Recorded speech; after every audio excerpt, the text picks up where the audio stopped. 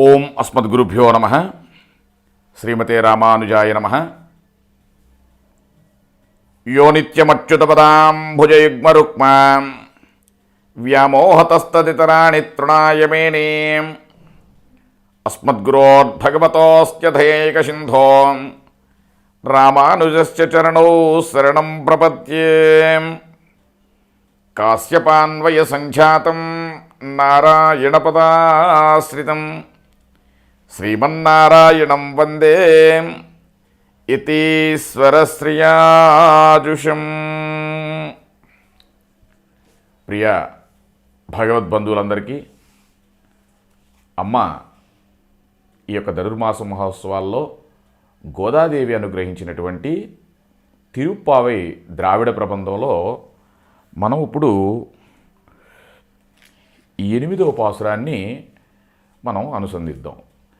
ప్రతిసారి కూడా అమ్మ ఒక్కొక్క ఉదాహరణగా ఒక్కొక్క గోపికను తీసుకుంటూ ప్రతి ఒక్కరు కూడా ఆ యొక్క పరమాత్మని యొక్క కృష్ణ పరమాత్మని యొక్క కళ్యాణ గుణాలను కీర్తించడానికి అందరూ కూడా ఈ యొక్క వేకువజామునే రావండమ్మ అని అమ్మ ఒక్కొక్క గోపికను చెప్పే విధానాన్ని మనం తెలుసుకుంటున్నాం. అలాగే ఈ యొక్క 8వ పాసురాన్ని మనం అనుసంధిద్దాం. కీస్వానం వెళ్ళెన్రొం ఎరుమై సిరువీడు மேய்வான் பரந்தனகான் மிக்குள்ள பிள்ளைகளோம் போவான் போகின்றாரை போகாமல் காத்து உன்னை குவாம் வந்து நின்றோம் கோதுகலமுடையாய் பாவாய் எஜிந்திராய் பாடிப்பறை கொண்டு மாவாய் பிழிந்தானை மல்லரை மாட்டிய தேவாதிதேவனை சென்றுணாம் சேவித்தால் ఆవావెంద్రాయందరులేలోరెంబావాయ్. ఈ యొక్క 8వ పాసురాన్ని మనం తెలుగు గేయ రూపకాన్ని మనం అనుసంధిద్దాం. తెల్లవారే తూర్పు దిశ వెలుగు కన్పెడుచుండే పడకని వికనైనా వదులు మా చిన్నదానం శ్రీకృష్ణ పరమాత్మ చిత్తము కరిగించు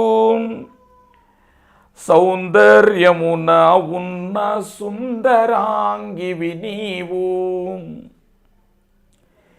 తెల్లవారిన దమ్మా దిశలు తెల్లవారే మంచుగడ్డిని మేయు మహిషములు వెళ్ళినవి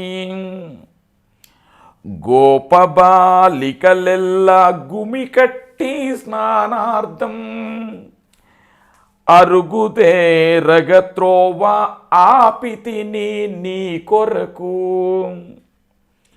అశ్వాసురు నీ పట్టి హతము చేసిన వాణి మల్లులను పోరున మట్టగించిన వాణి దేవాది దేవుడవు దేవకీ సుతు చేరి అయ్యో అనుచు వనం ఆదరించున తండు దేవాది దేవుడవు దేవకీ సుతు చేరి వాని పాదాంబుజ ద్వయమే రక్షకమన్న అయ్యో అనుచు మనం ఆదరించున తండు అయ్యో అనుచు మనం ఆదరించున తండు. జై శ్రీమన్నారాయణ జై శ్రీమన్నారాయణ జై శ్రీమన్నారాయణ జై జై జై. కీజ్వానం వెళ్ళిండ్రు అంటే మనం ఏం చెప్పింది, తూర్పు దిశ తెల్లవారినమ్మా అంటుంది. అంటే అంతకుముందు పక్షులు లేపినాయి అంటే పక్షులు అంటుందంట అవి రేత్రిపూట కూడా అరుస్తాయమ్మా, దాన్ని తెల్లవారటానికి మాకేం గుర్తు అన్నట్టుందంట. అంటే పక్షులు కొంచెం రాత్రిపూట కూడా కొన్ని శబ్దం చేస్తాయి కాబట్టి అది నాకు సంకేతం కాదంటే అన్నప్పుడు అంటే తూర్పు దిశ తెల్లవారింది అంటే అమ్మ చూడమ్మా తూర్పున సూర్యుడు ఉదయించడానికి వచ్చాడు కాబట్టి మళ్ళీ ఎరుమై సిరువీడు అంటుంది.